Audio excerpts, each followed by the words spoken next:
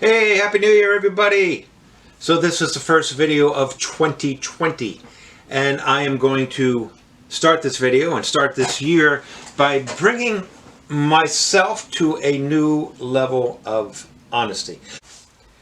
Can we address New Year's resolutions? Can we address the whole holiday season? Why do we allow ourselves to get so filled with joy and love and goodwill in December? Why do we talk about these resolutions on December 31st? And then why do we have this inevitable post-holiday letdown immediately afterwards? I've always had to struggle with this myself. December 26th and especially January 2nd, all the goodwill and all the hope and joy that I feel is just crushing because it's gone. And it's not something that I am absentmindedly trying to manifest into my life. This is a statement of reality. But what I've come to realize is I'm waiting for other people to make me feel a certain way. The reason we get all hyped up about Christmas time and the holiday season is because everybody else is doing it. And that's great. I mean, that's how parties happen, because everybody comes together and we all decide to do it. That's fantastic. But as far as extending that feeling, that notion, that ideal of goodwill, man, we can't wait for anyone else to do that for us. We can't wait for the perfect time, the perfect invitation, because the stars aligned, or because people have decided, yeah, we need to be good to each other. No, we do it right here, right now. We make the decision, we do it. And we make that decision every day. We make it every hour. We make it every moment. It's not something that we just do and then bam, we're set for life.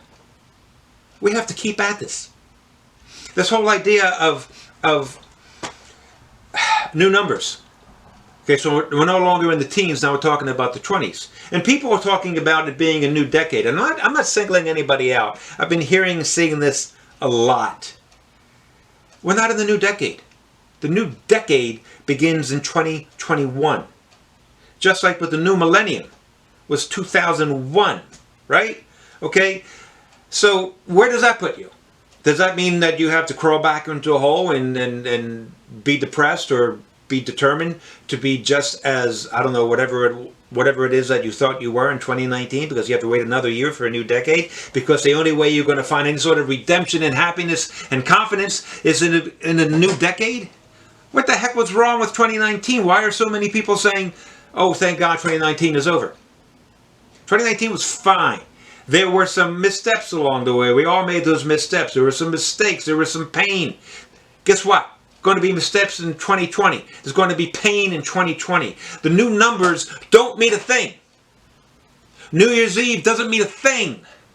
You want to make a resolution, you make a resolution to be a better person, and you make that resolution every single day.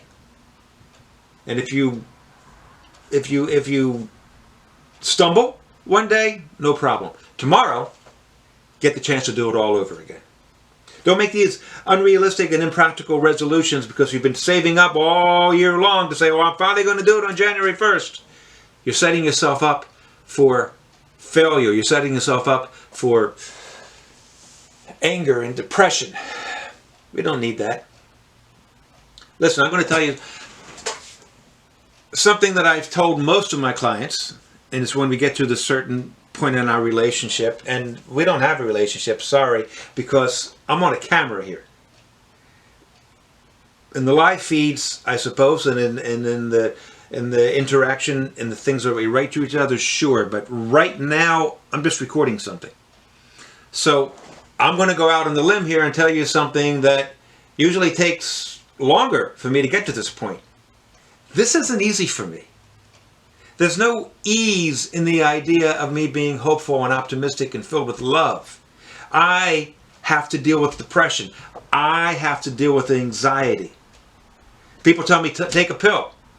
Well, you know, the people that take the pills also have to deal with it. And a lot of the people that I know who take the pills deal with it worse than I do. And at best, deal with it as well as I do.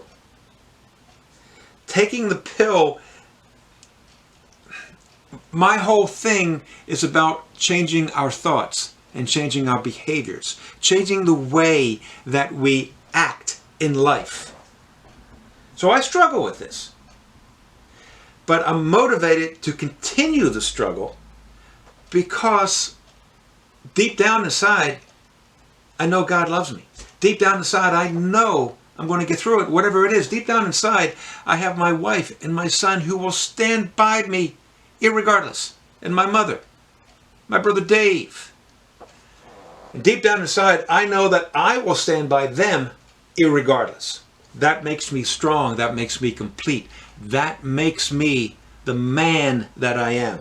So the struggle is worth it.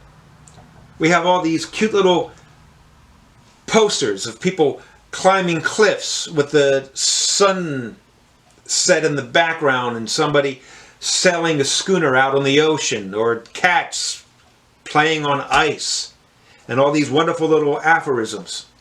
Yeah, they're nice, but they're not enough. There's a struggle, and the struggle is blessed. The struggle is graceful.